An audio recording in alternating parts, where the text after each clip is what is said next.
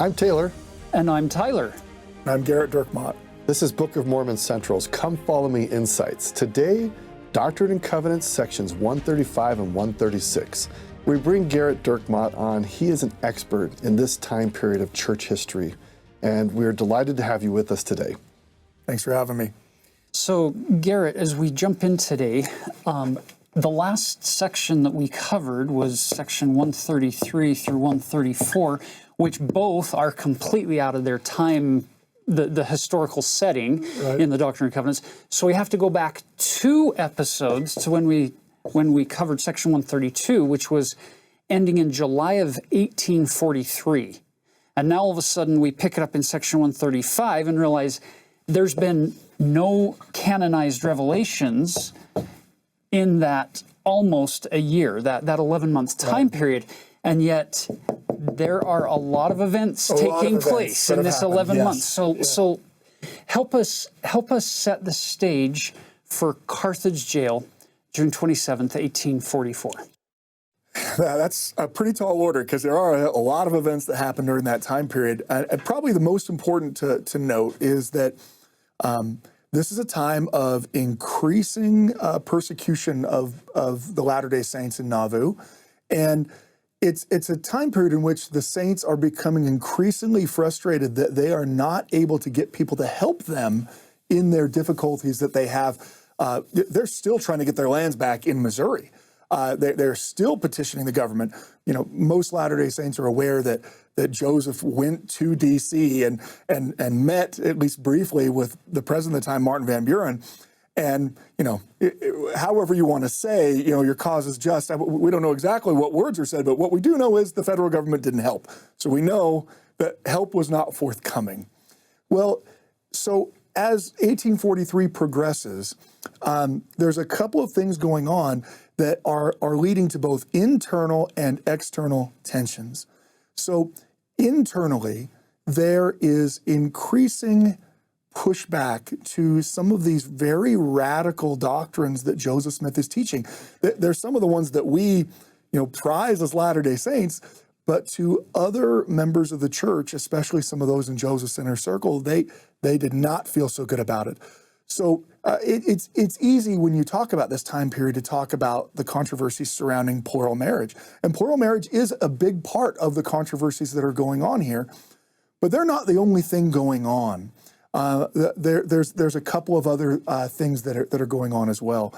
Joseph is teaching things that are increasingly becoming difficult for traditional Christians to accept. One of the things that Latter-day Saints probably don't generally think of, one of those doctrines, is the idea of baptisms for the dead. I would guess that most people think that baptism for the dead is like the greatest doctrine we have. Like, so God's fair and everyone can be saved. Everyone's got an opportunity. Everyone has a chance. But to Latter-day Saints who grew up in these Christian cultures that were very adamant that if you did not have faith in Jesus in this life, you went to hell, it seemed a bridge too far. And people, left the church over it. Well, Joseph's expanding on that even more so as he begins to teach more about the nature of God, and as well as the nature of marriage, not just plural marriage, but the idea that marriage exists in the next life, which can be sealed forever. Is also rejected by the traditional Christian community. So that's causing some internal dissensions. They're still dealing with the fallout, which you've probably already talked a little bit about, John C. Bennett and his, I don't know a good word to use for John C. Bennett, at least not in mixed company. So John C. Bennett is his apostasy and lies that he is told about how plural marriage is being practiced is being published all over the country. The press is picking it up and running with it. Everyone loves it because it's salacious and it sells, but it's also so false. So much of it is just made up out of whole cloth. But that's inflaming sentiments. So you have that going on internally, and you're going to have some very high-profile apostasies surrounding these new doctrines that Joseph is teaching: plural marriage, eternal marriage, the idea that man has the ability to progress to become like God. Like a God. That was mind-blowing. That's a big deal, and that God wasn't always God. I mean, in Christianity, I mean, the aseity of God it's the essential aspect of God, that God has always been God. And for a Christian, you know, most Christians anyway, that what they mean is that in the beginning, there wasn't even time and space. There was nothing but God, just God. That leads to that, you know, the quote that to the effect that St. Augustine, you know, was asked, well, what was God doing before he created everything? He's creating hell for people who ask questions like that. But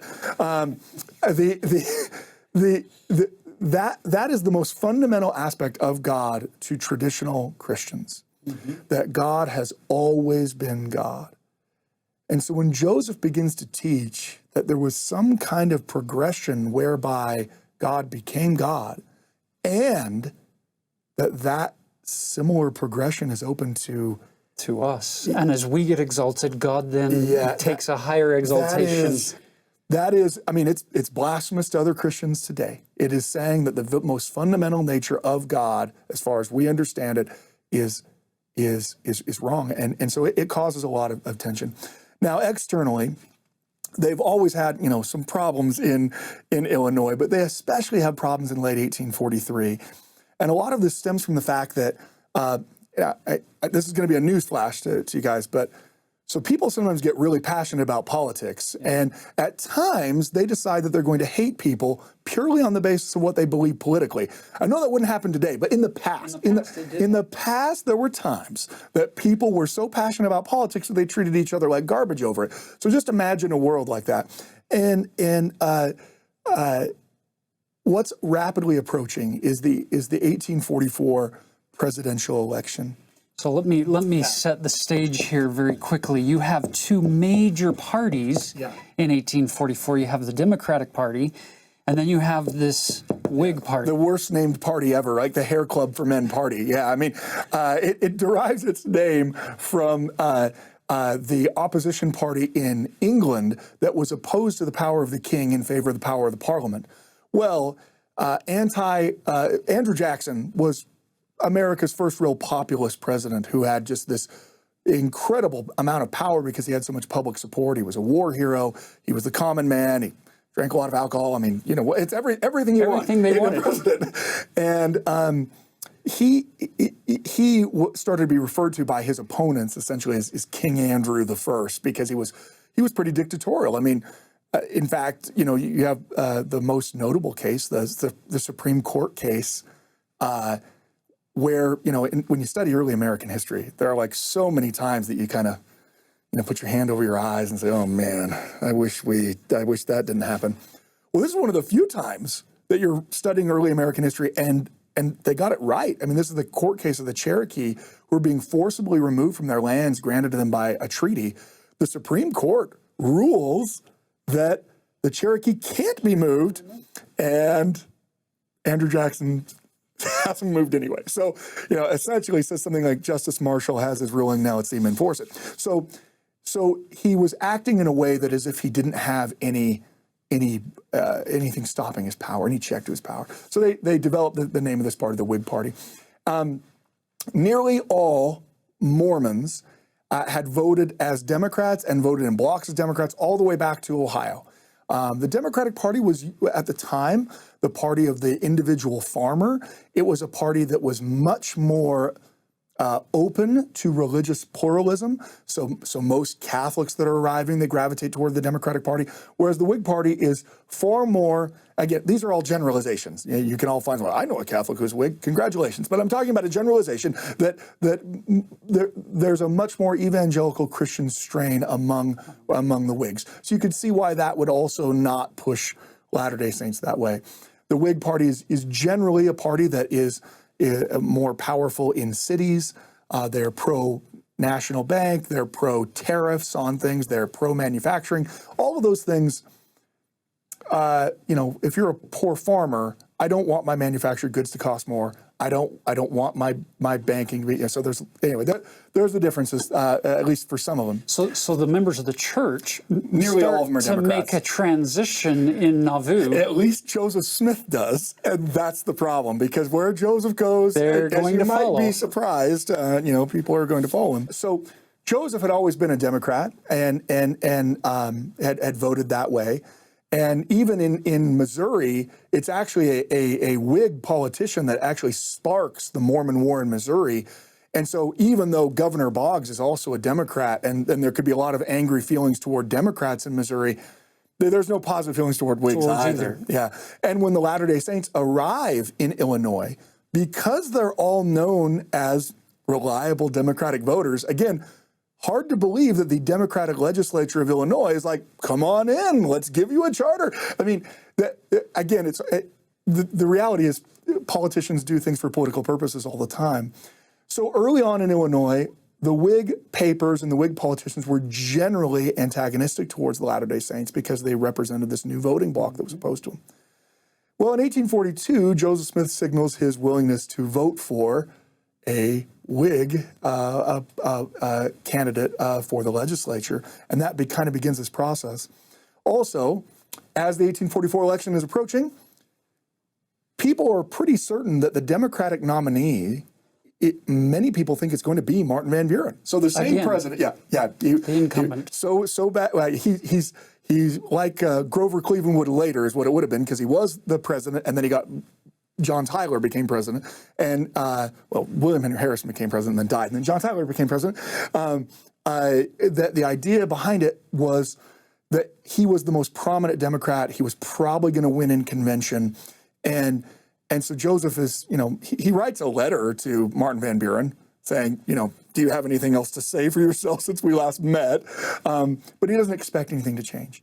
On the other side of the ledger, the Whig Party is almost certain that their candidate's going to be Henry Clay, the great compromiser. He has had some correspondence with Latter-day Saints, and even at one point provided some, legal, advice on things. But he's also a champion of the Constitution, and he's a champion of doing what's right, at least publicly, is what he says.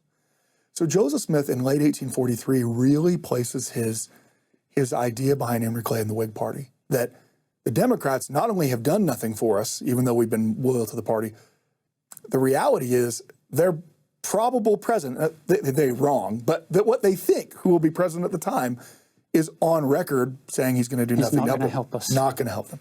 So Joseph Smith writes to all the declared presidential candidates, the people who had said they were going to stand for election.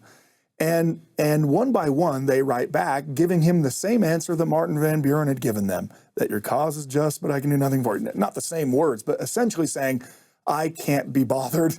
John C. Calhoun, for instance, like, how could the president of the United States intervene in what is a local matter, which causes Joseph to be pretty irate. But the one that crushes Joseph is Henry Clay. So Joseph had actually given an interview in which he had said he was going to support Henry Clay. Well, for a few months in Illinois, these Whig newspapers that had been all antagonistic towards the Mormons in the state suddenly became pretty positive because, again, hard to believe someone would change their opinion just on the basis of politics, but that's what happens.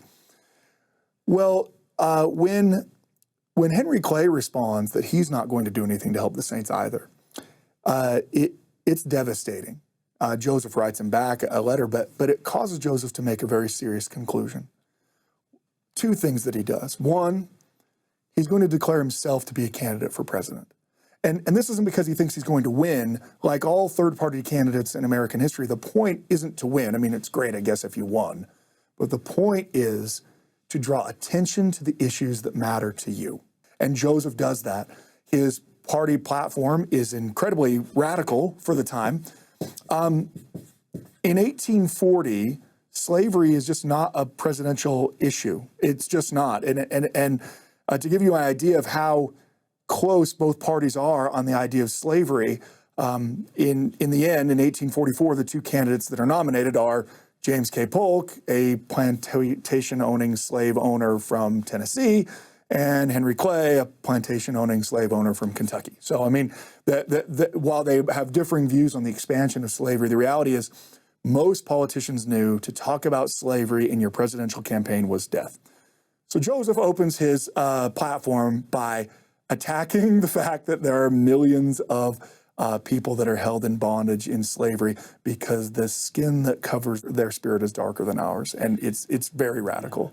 It's fascinating because Joseph isn't making all these decisions in a vacuum, in isolation, right? Early in January of 1844 is when he gathers the Quorum of the 12. They've had the responses from these candidates, and they're saying, what do we do now? Who do we back? Yep. In good conscience, who do we vote for?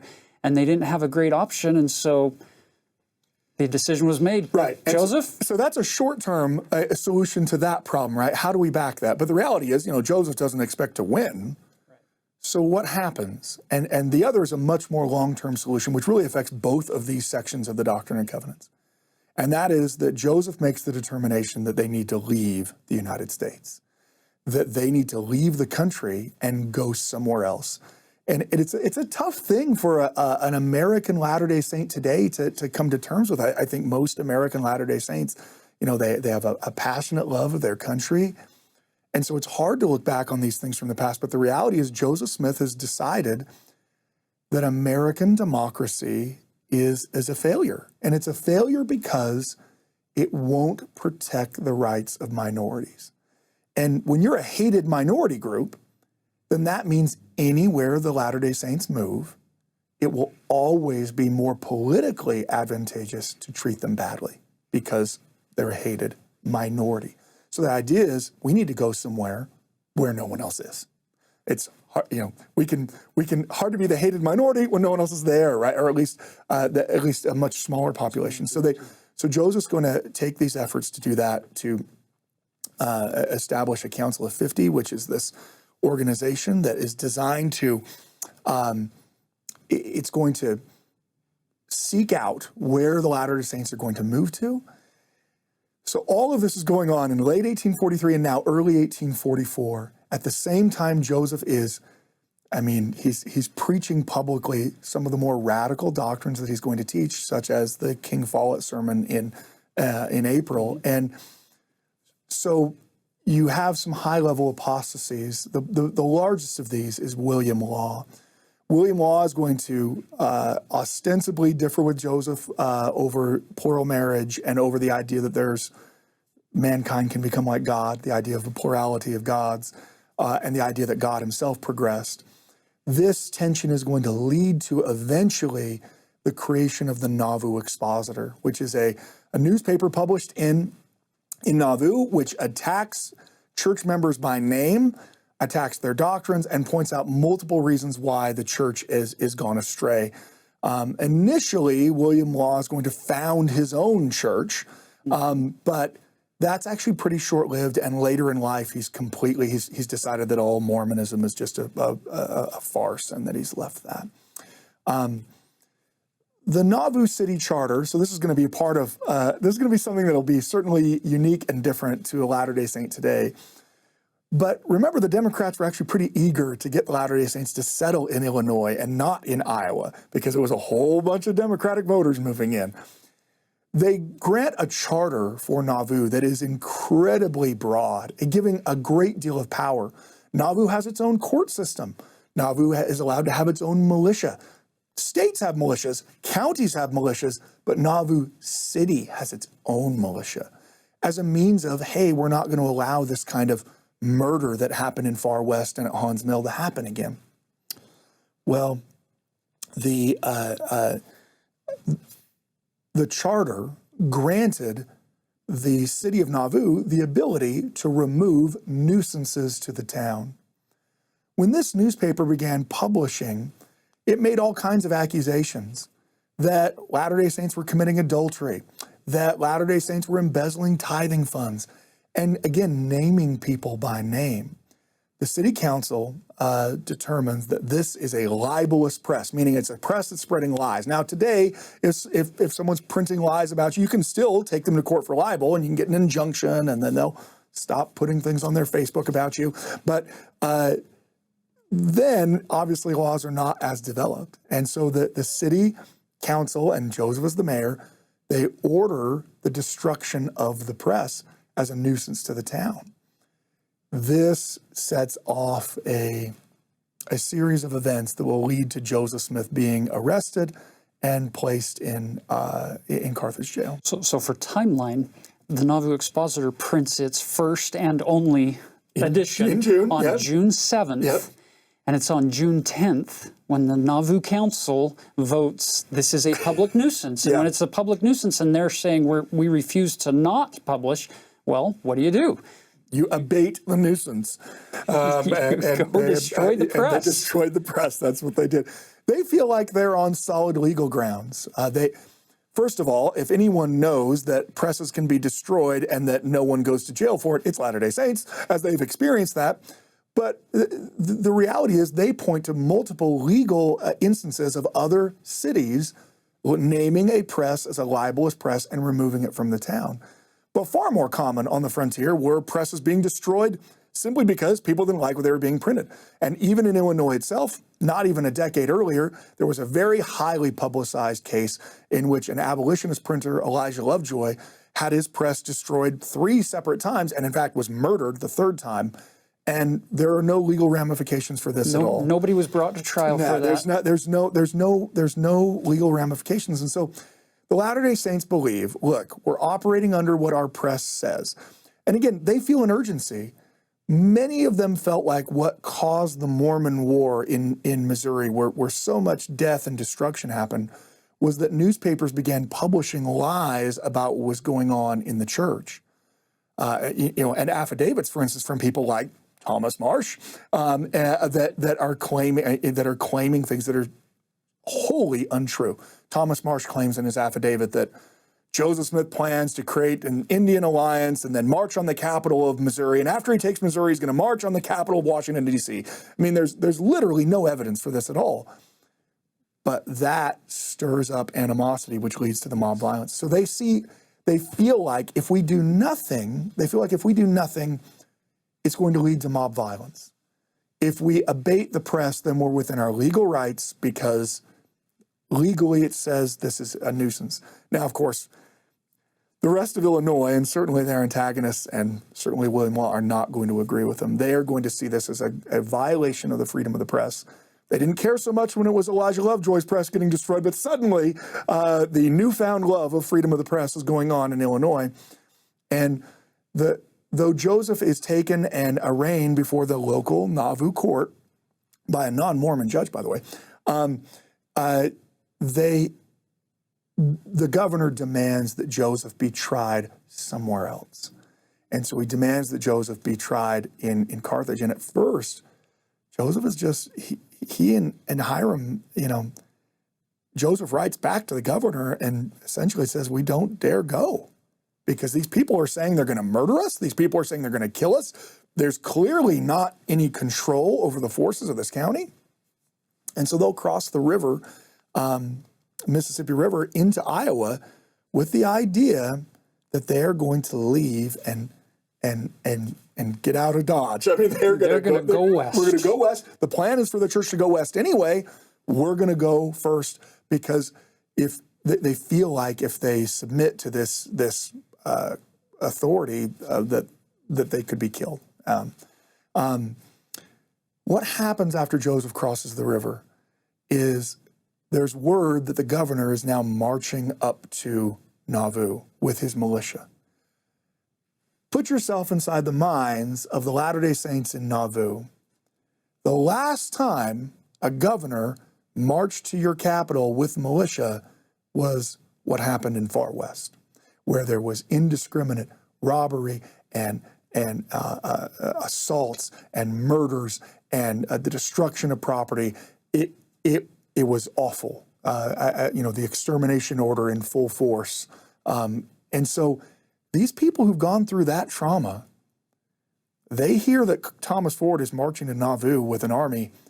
It is not irrational that their response is, oh my goodness, that it's going to be far west. Here we go again. It's Hans Mill all over again, yeah. So they actually write to Joseph. Several community leaders do, and even Emma write to Joseph asking him to come back because they fear that the governor will come to Nauvoo, find that Joseph is gone, and all right, let's burn this city down. I mean, that's what's going to happen next. And so Joseph will, in consultation with Hyrum and others, they'll make the determination to go back and they'll cross the river and come back. And after they cross the river and come back, they'll make their march to Carthage. And so it's a lot happening in the weeks leading up to this. And Joseph seems to make statements over and over and over again that he seems to be getting the idea that, you know what, if we go back, we're going like a lamb to the slaughter. At least according to one account, right? I mean, he has the conversation with Hyrum. If we go back, we will be butchered. Yeah, and Hyrum wants to trust that they'll be fine if they go back. I mean, clearly Joseph is still trying to.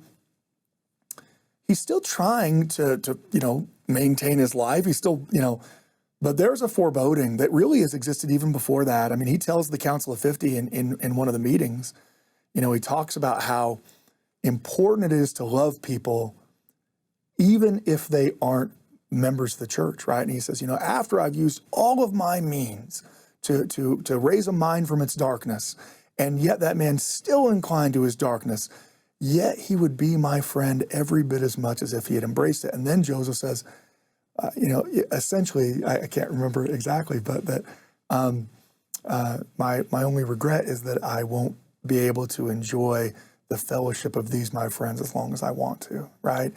He seems to know that things are drawing close. And even in his meeting with the Quorum of the 12 in March, when he tells them, I hold all these keys, and if I die, they go with me. I need to give them to you. The very fact that he's giving those keys to the Quorum of the 12, I mean, it really caps off a process that had started in 1841. Joseph had started giving more and more authority to the Quorum of the 12. And by 1844, he's giving them all of the keys of the kingdom. And again, that seems to be this understanding that he has some kind of premonition that his death is coming soon. Yeah. So now we shift our focus to June, late June of 1844. They arrive in Carthage. They're facing these charges of riot and this destruction of the press, and they get a bail given to them. Yeah, they're arraigned, and they it's a huge bail. I mean, it's clearly, it's exorbitant. It's an exorbitant bail, but they're able to raise it. And so for them, when they first go to Carthage, the real fear is, okay, we got to get it in and out of Carthage as soon as possible. Fast as possible. Because there's so much animosity. And look, there's a lot of animosity in Carthage anyway, because Carthage was the county seat.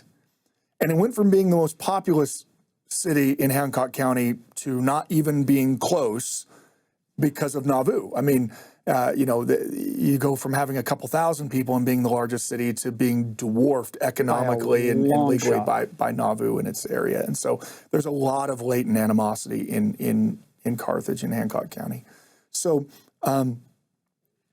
no sooner are they bailed out that on another claim is made against them, and that is the charge of treason, that Joseph has called out the Nauvoo Legion illegally, and therefore that would be treason against the state of Illinois. Well, treason not only is an offense punishable by death, it's also an offense for which you can't be bailed out.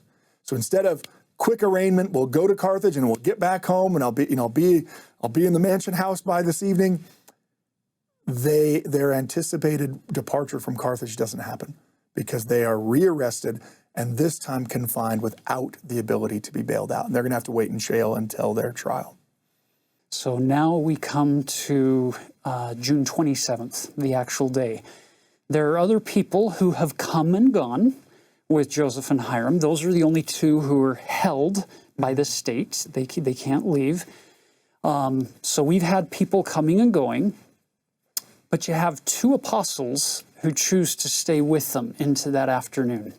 Yeah, John Taylor and Willard Richards are there. And what really happens the morning of June 27th that kind of sets things in motion is, from the beginning, the governor has seemed to misappropriate where the threat lies, right? he seems to think that the real threat to peace in Hancock County is the fact that the Nauvoo Legion exists, right? Because it causes such dread among the local neighbors. Now, we don't have reports of the Nauvoo Legion out burning down houses and killing people, but antagonists of the Latter-day Saints in the community were constantly talking about, oh, they've got this military force, and if we don't do what they say, they'll just come kill us. So the governor, he first, even before Joseph goes to Carthage, it's actually while he's on his way to Carthage, while he's on his way to Carthage, he receives an order from the governor for the Nauvoo Legion to surrender all of its state arms, meaning as an official militia of the state, they were given weapons, for the state militia. And Joseph goes back to make sure that that order is followed. Well, the governor on the morning of the 27th makes the determination that the real threat to peace is the residents of Nauvoo, notwithstanding those state arms. But he's going to go make sure that they've actually been surrendered. But he's also going to go give a talking to those Mormons so that they know that this is mostly their fault. So what he does is he takes his militia, the ones that he had promised to protect Joseph with, he takes them with him to Nauvoo. This is seen as John Taylor would later say, not only as a breach of faith upon the governor, but an attempt of his desire to insult us. One of the reasons why they had submitted was the governor had promised that he would personally ensure that they would be safe. Well, it's hard to be personally sure if you're no longer there. And you take your guard with you. And you leave the Carthage Greys in charge of... Carthage is very much an antagonistic town towards Nauvoo for all kinds of reasons. And as John Taylor describes it, he takes some of his troops with him to Nauvoo. He disbands other local groups, right? So you have, Warsaw militia that's there. Well, Warsaw is not exactly a pro-Nauvoo town either, right? And so you have a bunch of people that are mustered together who have weapons who are now disbanded. And I guess we'll just hope that they go home. Nowhere to go. Well, I hope they go home. I mean, the reality is it's an afternoon in the summer, and so there's a real sense of foreboding that starts to take place. And then all throughout the remainder of the day, other people who were in the jail with them go out on errands to go do different things because they're still trying to prep for a trial. Well, so what's one of the ways that you can prep for a trial? Well, one of the things they're claiming is that the Nauvoo Legion was called out to destroy the press. Well, I guess we can just go ask the Nauvoo Legion, were you called to destroy the press? Well, that seems like that'd be an easy way to get witnesses. So people go out, like Stephen Markham. When he tries to come back, he's met by a mob who meet him with bayonets and tell him they're going to kill him if he doesn't leave town. One by one, people leave, and they are not allowed to come back until you only have 4 people left in the jail. The way John Taylor describes it is that after they had their afternoon dinner, they sent for a bottle of wine. It's very funny because when John Taylor talks about this later in the 1850s, he already, it's apparently a Latter-day Saint pastime to try to justify past actions on the basis of what we do currently, right? So by the time he's talking about it in the 1850s, well, the church is Brigham Young is speaking out much more and more about people wanting to live the word of wisdom, not just as don't use too much of it, but kind of a more towards, they're nowhere near abstinence yet, but at least moving towards the idea of not drinking at all, of not smoking at all. It'll be another 50 years before they get there, but they're moving in that direction. And so already there are people who've tried to justify the fact that they had a bottle of wine in Carthage jail as, well, yeah, they had wine, but that's because of the sacrament, which wouldn't even be a justification for us today, but it was for them because they were still using wine for the sacrament. And John Taylor's pretty mad about it. Because the implication is, so you're saying we did something wrong? He says, it has been reported that we had this wine as a sacrament. It was no such thing. We had it because our spirits were unusually dull and languid, and it was to raise their spirits. So, in other words, they drank for the same reason everyone drinks. But the reality is that it's a representation of there is a real melancholy that has fallen over them. The governor has promised his protection. The governor's gone. It's incredibly hot in this upper room. And even the jailer, who's quite friendly terms with him, says to him, I don't like the feeling of what's going on outside. Something's going You on. guys need to move to the jail cell with bars rather than the nice, the bedroom. And so they actually say, okay, well, after dinner, we'll do that. In the end, I don't think it would have mattered any difference. No, it would have just, they would have been more trapped, essentially. But you can tell that there's this kind of feeling of foreboding. And then as that afternoon wore on, I think most Latter-day Saints are aware that John Taylor sings the song "A Poor Wayfaring Man of Grief." All 7 verses. All of it, which is a very long song, and it was a recent song. And when he's done, John Taylor says the reason why that the song is a plaintive tune, and it was very much in accordance with our feelings at the time, for we all felt ourselves very low. What he's done, Hyrum asked him to sing the song again, and John Taylor says, "Brother Hyrum, I do not feel like singing." And Hyrum says, "Oh, never mind. Commence singing, and you'll get the spirit of it." At his request, I sang the song again, is what John Taylor says. Well, shortly after he finishes singing the song a second time, they see this crowd begin to rush towards the door of the jail.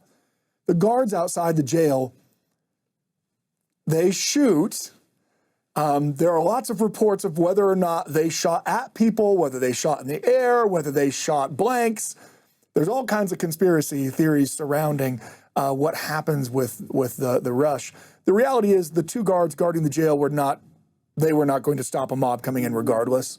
At least some people said, well, the mob had already come to them and said, you're either going to get out of our way or you'll be part of the problem, What we do know is that no one in the mob is hit by a bullet as they're going inside. So whatever the shots were, they were ineffective at best, if not, pointed in the air to try to scare people or blanks, whatever.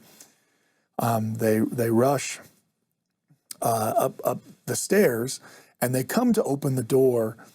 Now, as John Taylor describes it, the lock and latch of that room don't even work. Okay, so the door actually can't really be locked, which again shows you the rapport that they developed with this jailer. They are literally in a room that's not locked. They can leave whenever they want. It's not locked from the outside. They can't lock it from the inside. As they see them coming up the stairs, the men rush to the door and press against it because the door swings open into the room. Willard Richards is he's a large man. He's a gentleman of great carriage and has the ability to, his body against that door is substantial. He and Joseph and Hyrum, they press against the door, and as they're pressed against the door, the mobbers, they try to open it. So as they try to open it and push it, they assume what must be locked because this door is not moving. This door isn't budging at all. And so the first evidence that this is not just another tarring and feathering. This is not just another, hey, we're gonna beat Joseph up and leave him. This is murder that they have on their minds. They begin to shoot through the door. They shoot through the keyhole of the door, thinking that they shatter the lock and then they can just push the door right open because they think the lock is holding the door. Well, on the other side of the door, once that shot comes through the door, the immediate response, of course, is to jump. No one expected a shot to come through the door. Willard Richards jumps back. Hyrum jumps back. And as Hyrum jumps back directly in front of the door, another shot comes through the panel of the door. And that's the one that hits him in the nose. Yeah, and is fatal. And according to John Taylor, he says, I'm a dead man. And he falls to the ground. It is a devastating thing. Again, things happen so quickly. There's a reason why Willard Richards calls it these 2 minutes in jail. They went from singing the song to a mob rushing up the stairs to not knowing the intention of that mob to Hyrum being dead in less than a minute. It's already gone to that point. At this point, what's clear as Hyrum lay dead on the ground, as bullets are coming through the door, it's clear that the intention of the mobs is to murder. And so at this point, Joseph, who goes to Hyrum, he says, "Oh, my dear, poor brother Hyrum." He goes to the door, which is still not all the way open yet, because this is all happening at once. Hyrum shot, Joseph goes down to him, gets back up. Joseph goes to the door, and he pulls out a six-shooter that he'd gotten from Cyrus Wheelock, who had brought it earlier, which is pretty funny because John Taylor's like, "It's actually my gun. I'd given it to Cyrus Wheelock, and now he's giving it to Joseph." Joseph opens the door a little bit, points the gun essentially blindly out into the hallway and shoots. Several of the barrels misfire twice or three times, we're not sure. But this, and this is an event, an aspect of this that antagonists of the church will sometimes make a really big deal about. Oh, how is Joseph going as a lamb to the slaughter if he's shooting at people? That sounds like a gun battle, not like a, well, the reality is this is, he's also, covenanted to defend his friends and family to bloodshed even, I mean, he sees the intention is death. And both John Taylor and Willard Richards reflect a great deal of surprise that the easiest way to kill four people in a room is to walk into a room and shoot them. So why don't they? Clearly their plan was to open the door. They shot through the lock. The plan was to come through the door. Why don't they come into the room? Well, they don't come into the room because as soon as they do shoot through the door, a gun comes back out the door and shoots back at them. And while they're more than willing to murder someone in cold blood, they're not willing to risk their lives to do it. So they don't ever actually come into the room. I know we see images that people have painted, powerful images of the martyrdom that show people standing through the door and pointing guns. But according to the witnesses who were there, that doesn't happen because they're cowards. They are so afraid that they might get shot by whoever's got it. Because is there another gun in there? Are they reloading that gun? What's going to happen? Because Joseph shoots out the door, it actually saves the lives of the people in there. They never come in. They put their guns around the door jamb and blindly shoot into the room, but they don't come into the room because they're cowards. In fact, John Taylor talks about that and says nothing but their extreme cowardice kept them from bursting into the room. John Taylor he will talk about that eventually. He couldn't believe that they weren't just coming into the room. It was stunning to him that there are clearly 100 of them. There's 3 of them left. And instead of just coming in and shooting them, they're still blindly shooting into the room. And Taylor thinks at some point they're going to realize we don't have a gun anymore. At some point they are going to open the door, aim, and fire. So John Taylor, no one else has been shot yet outside of Hyrum.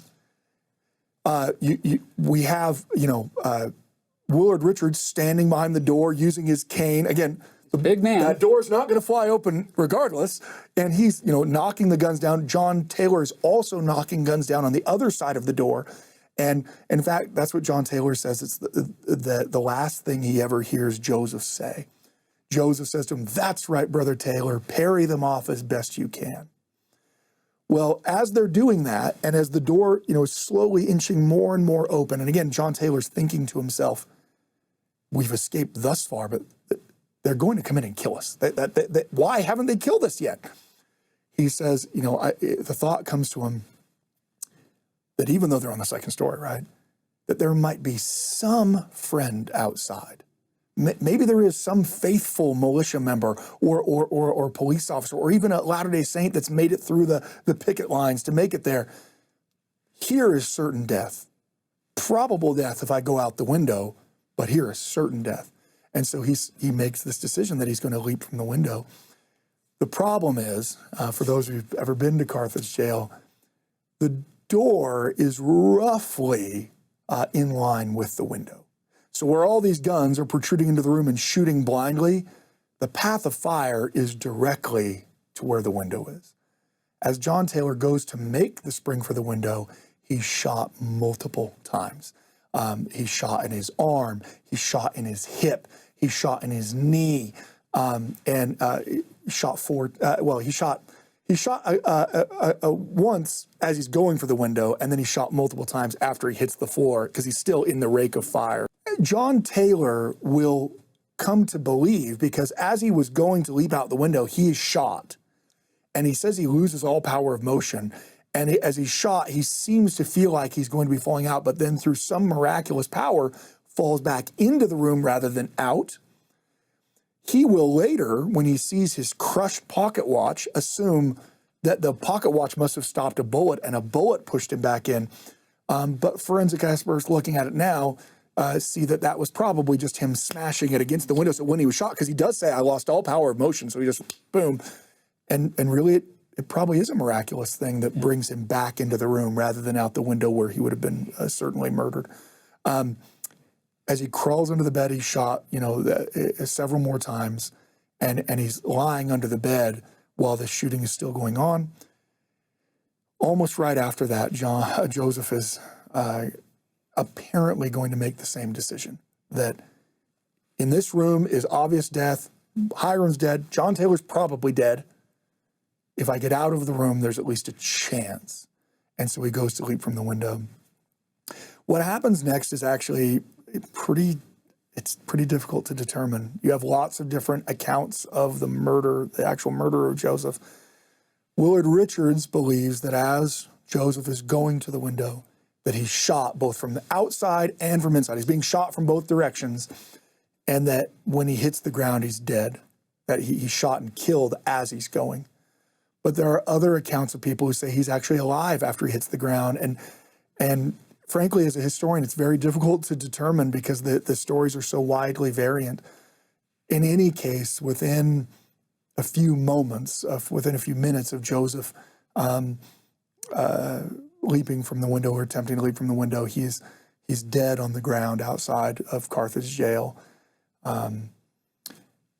Surprisingly, Willard Richards is still alive. He's not completely unscathed. He does have a flesh wound to his ear, but he's unscathed. And later he and others would look at this as a fulfillment of prophecy, that Joseph had promised that there would come a day that he would stand in a hail of gunfire and see his friends fall to the right and the left, and he would be unscathed, and that's exactly what happened. What happens is that once Joseph goes out the window, there's a cry from the mob, he's out the window, he's out the window. The mob all rushes down the stairs. Willard Richards looks out the window, sees that Joseph is killed, and then goes to leave, and John Taylor cries out to him, Brother Richards, bring me along. And so Richards drags this mangled body of John Taylor to the upstairs jail cell that is steel bars, and takes a straw mattress and puts it over the top of him and says, I'm sorry I cannot do better for you. This may hide you, and you may yet live to tell the tale, but I expect they will return and kill me any moment. Richards assumed that they would go downstairs, make sure Joseph is dead, and then come back up and make sure everyone else is dead. But when they're outside, a cry goes up, the Mormons are coming, and, like cockroaches, they scatter when the light hits. And the poignancy of the grief that happens afterwards is really palpable, both for John Taylor and Willard Richards. Willard Richards says to John Taylor, that Joseph's dead. And he says, is it possible that they have murdered both Brother Joseph and Brother Hyrum? It cannot be, and yet I saw them shoot him. And then he raises his hands in the air and he says, oh God, protect thy servants, multiple times. And he eventually will, move John Taylor back out into the room, and they will get moved to the Hamilton Hotel eventually and be treated for their wounds. But it's a pretty devastating thing. John Taylor is wounded pretty badly, even though the letter home says he's not wounded very badly. He's damaged pretty severely, and it'll be a while. And in fact, the bullet in his left knee, is never removed. So he will have a physical manifestation of this for the remainder of his life, have a cane. Absolutely. So now we turn our attention to section 135, this closing testimony of Joseph Smith, having sealed his testimony with his blood. You'll notice in the 1981 and previous editions of the Doctrine and Covenants, it says it was written by Elder John Taylor of the Council of the 12. What do we know from more recent scholarship? Well, so in the 2013 edition of the Doctrine and Covenants, one of the things they did was they changed the section headings to better reflect our scholarly understanding. And there were some times that we had things in section headings that were assumed but not proven, that were, well, I think this is the reason why. And so, it was a good faith effort to explain what it was about. And the determination was really made that we actually don't know that John Taylor is the author of this. If we talk a little bit about how D&C 135 came about, they are almost done with the printing of the Doctrine and Covenants. Joseph is proofing it before he goes to Carthage. I mean, they're ready to print the volume. And then Joseph goes to Carthage and is murdered. Well, in the newspaper, less than a month after that, is published this tribute to them. And so later, Heber J. Grant in 1933 in a conference said, and he didn't say it definitively, he said that, I've always believed that John Taylor, I've been led to believe, or I've been told that John Taylor penned D&C 135. And so after that, people were like, oh, well, it was John Taylor. But while John Taylor was alive, and while Willard Richards was alive, no one actually said he was the author. I'm sure he endorsed everything that was in it. It's hard to tell because the other explanations we're getting are all coming out in the Times and Seasons, which John Taylor is technically the editor of, but he's also missing half his hip.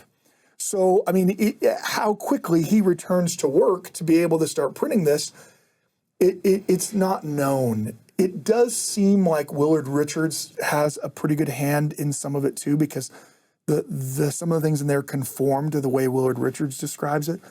I would guess that it's a joint venture. It seems like they're definitely getting input. But if you look at verse 2, it would be interesting wording for either John or Willard to be writing in verse 2. John Taylor and Willard Richards, 2 of the 12, were the only persons in the room at the time. The former was wounded in a savage manner with 4 balls, but has since recovered. And the latter, through the providence of God, escaped without even a hole in his robe. That's an interesting way to talk about yourself in it is 19th century. It certainly is, at the very least, the intent of the author. If it is either of those men or if it's those men collectively, the intent is to have distance. Yes, to put the focus on Joseph, not on me. Exactly, rather than to say, I'm John Taylor and I'll tell you what happened to me. I mean, John Taylor will certainly do that. He will talk about the martyrdom multiple times in his life. But in this instance, it seems that this tribute is meant to be anonymous because of that. Yeah, but it's beautiful. Now you look at verse 3. This has to be one of the most beautiful tributes as far as if you want a 30,000-foot overview of Joseph the prophet, verse 3 gives you kind of those highlights over what they call 20-year period of time. But technically, he sees the plates for the first time, but he doesn't get them out. He doesn't start translating much less than that until basically, what does Joseph accomplish in roughly 17 years of life? So let's read verse 3.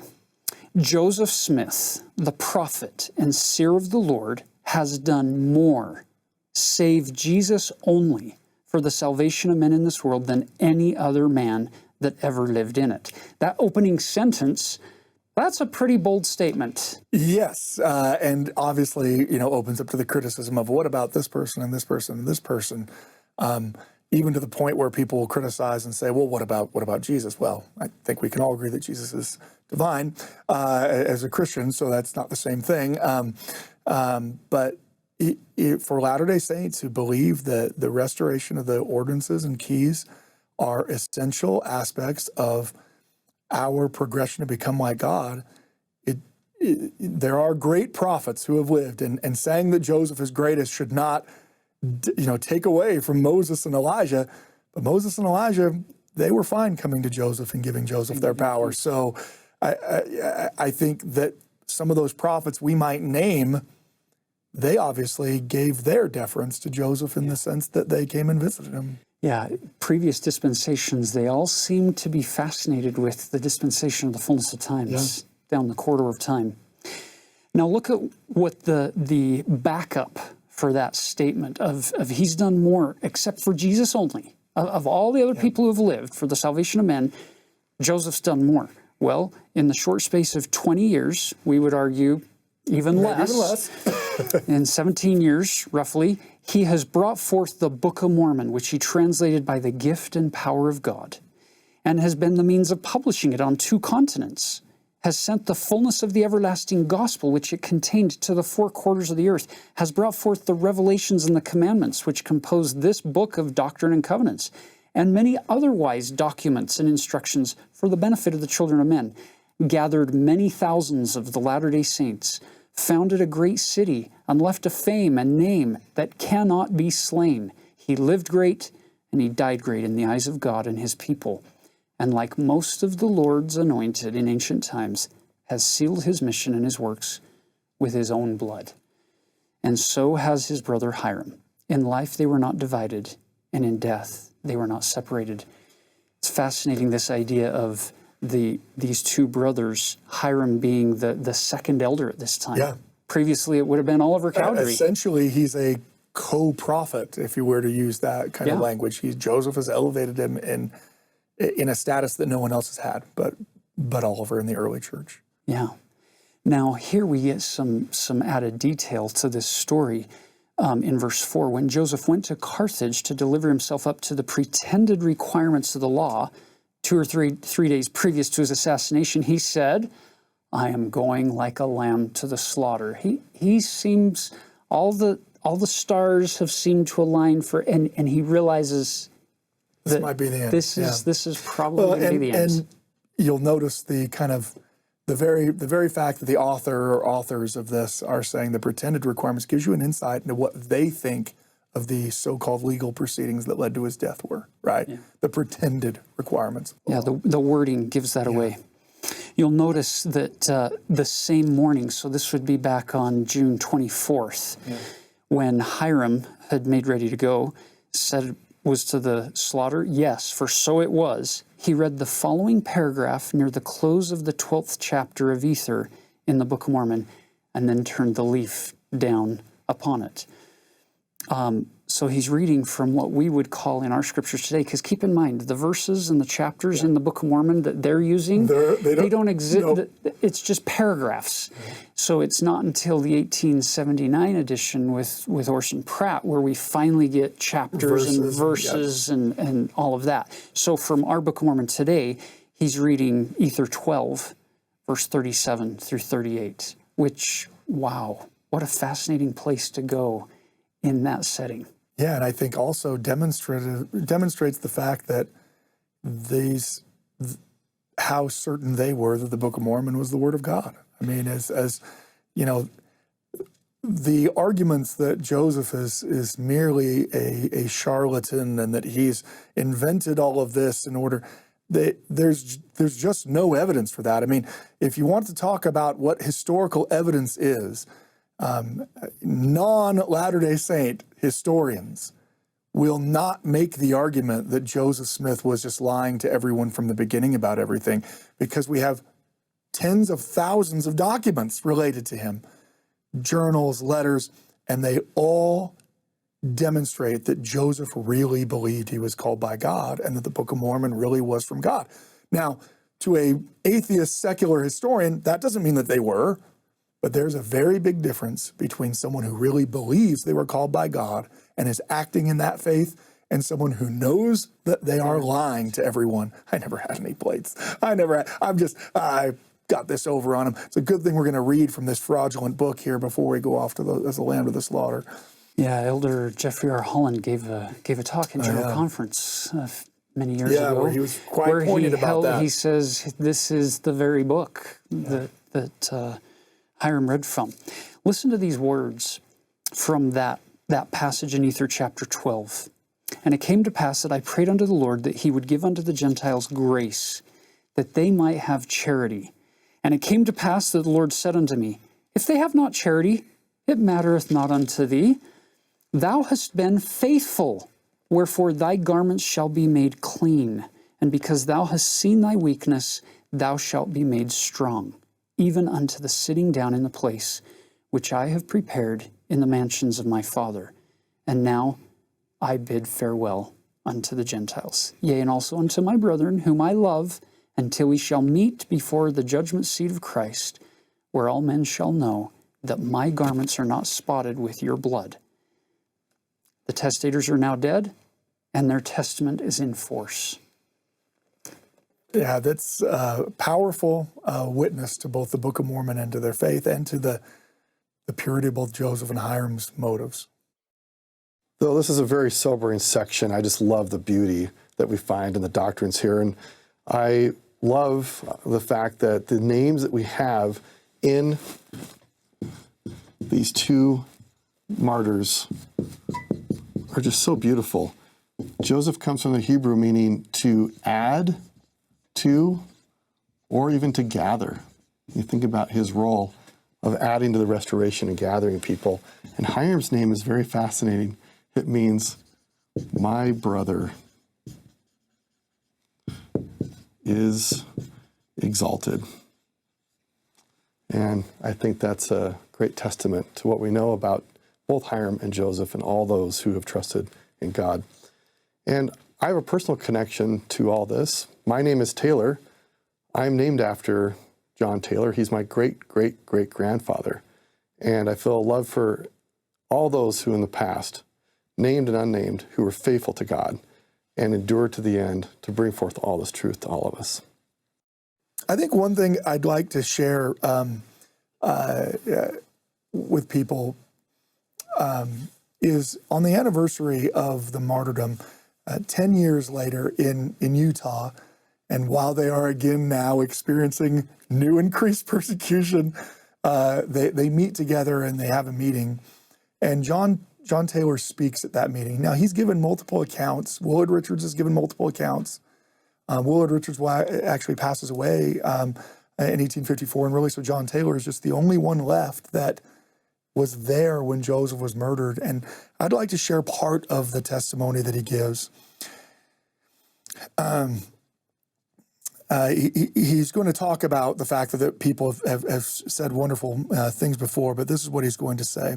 I was blessed to be associated with Brother Joseph Smith. As President Young said he knew him, so did I. I've been with him under all kinds of circumstances. When thick clouds of darkness gathered around and earthquakes seemed to bellow and threaten destruction, when the forces of the earth were rallied against him, and also in times of prosperity. I've heard him, as many of you have, speak in public to advance the principles of eternal truth and plead to the people to observe the laws of God and to keep his commandments that they might be prepared for his celestial inheritance. But I have also been with him in private counsel. So I have had the opportunity of becoming acquainted with his feelings, his ideas, his views, and with his morality, with his truthfulness and with his integrity. And I know that he was a good man, that he was an honest man, that he was a man of integrity, and that he was a prophet of the Lord, and that he lived in that capacity, and that he died in that capacity, and he maintained his integrity to the end. I was not only with him living, but I was with him dying. And this is my testimony concerning Joseph Smith. I know before God and holy angels, I do not think it, I know it. I know that he was a servant of God and a prophet of the Lord, and he lived and died in the faith. I not only know it by my natural sight, but by the revelations of God. And I know by that same way that he yet lives, because I have seen him, and I know that he yet lives. And therefore I rejoice in the testimony I can bear concerning him. I know that he will live, and I also know that he's a friend of this people and watching over their interests, that he's a friend of President Young and watches over him, and that he's most interested in the welfare, happiness, and exaltation of the saints of the Most High. And having a knowledge of these things sustains my mind and comforts my heart, and strengthens me in the faith of the new and everlasting covenant and in the principles of truth that we continue to hear. I rejoice myself exceedingly be associated with brethren such as I am with at the present time, men that fear God and keep his commandments, men whose first desire it is to keep the law of God and to roll forth his purposes to the benefit of the human family, in order they might be prepared by and by to enter into a more extensive field and participate in the blessings that wait for them. He has more I could read, but I thought I'd share that part just as a means of thinking about the prophet Joseph Smith and his sacrifice. No doubt all of you at some point in your life are going to have someone tell you that they don't think Joseph was a prophet, that they've read something that's convinced them that, oh, Joseph wasn't really who he said he was, or if only you've read what I've read, then you wouldn't believe. It'll come often across like that. If only you had the knowledge that I had, well, then you wouldn't believe, they'll say. But John Taylor's testimony is one that stands above all of those people who would be critical of Joseph. Whoever it is that you'll ever meet who will speak ill of Joseph throughout the remainder of your life, that person, I don't care how wonderfully read they think they are, they will not have known Joseph personally the way John Taylor did. And unlike John Taylor, they will not have had 4 gunshots, 4 bullet holes in them because of it. I know that there are times that people have questions that can't be answered, and it causes us difficulties in our soul. But I hope you can look towards John Taylor's testimony and say the people who knew Joseph best, the people who actually sacrificed, the people who knew him personally, they were certain he was a prophet of God. And maybe allow that testimony to refute those of people who claim to have some kind of inside knowledge, because the people who knew him best, they're certain he's a prophet of God. So as we come to the close of this first part of our episode this week, discussing section 135 and the events leading up to and surrounding the martyrdom, our invitation to each of us, to all of us, is to turn heavenward and recognize that Jesus Christ stands at the head of this work. And he was the one who called the prophet Joseph. And for whatever reason, he was the one who required both Joseph and Hyrum to seal their testimony with their blood on that occasion. And we're promised that the day will come when we will meet them at the judgment bar of God, when all truth is revealed, when all opinion is gone away and we get things as they really are. And that will be a glorious day. Millions shall know Brother Joseph again. Want to leave our testimony with you that we know that God lives, Jesus is the Christ, and Joseph is their prophet who stands at the head of this dispensation. And we leave that with you in the name of Jesus Christ. Amen. Amen.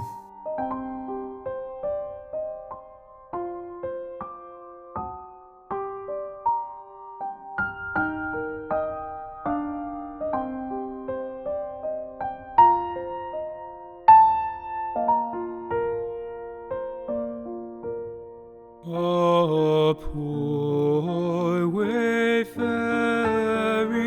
man of grief hath often crossed me on my way, who sued so humbly for relief that I could never answer nay.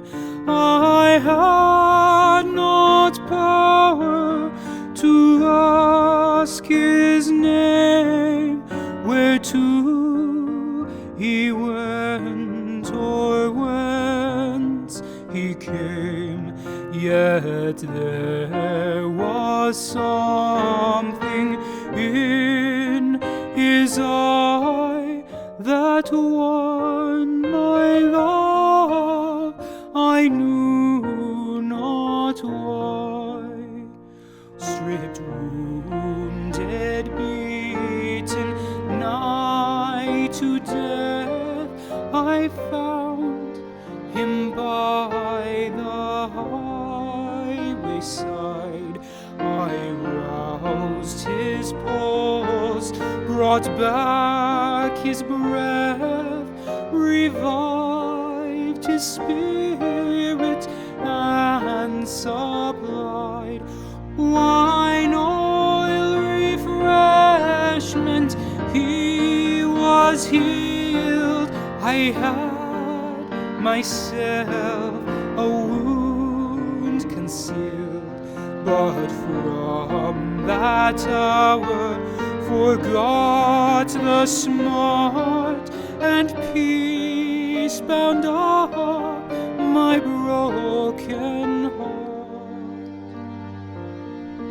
In prison I saw him next, condemned to meet a traitor's doom. At morn the tide of lying tongues I stemmed, and honored him mid shame and scorn. My friendship's utmost zeal to try, he asked if I for him would die.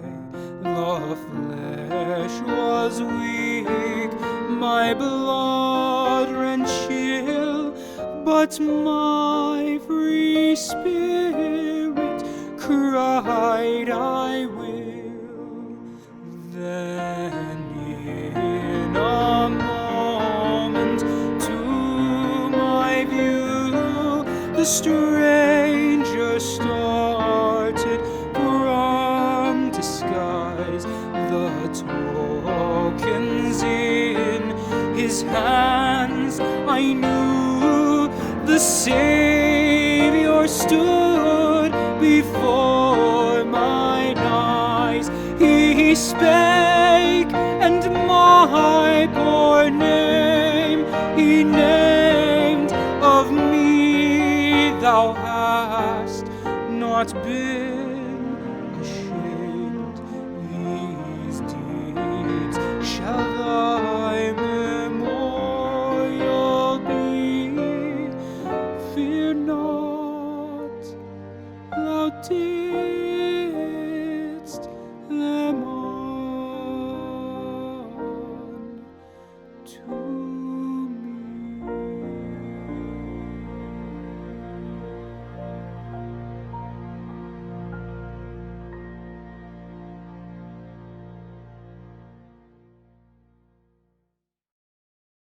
The Savior stood before mine eyes. He spake, and my poor name he named.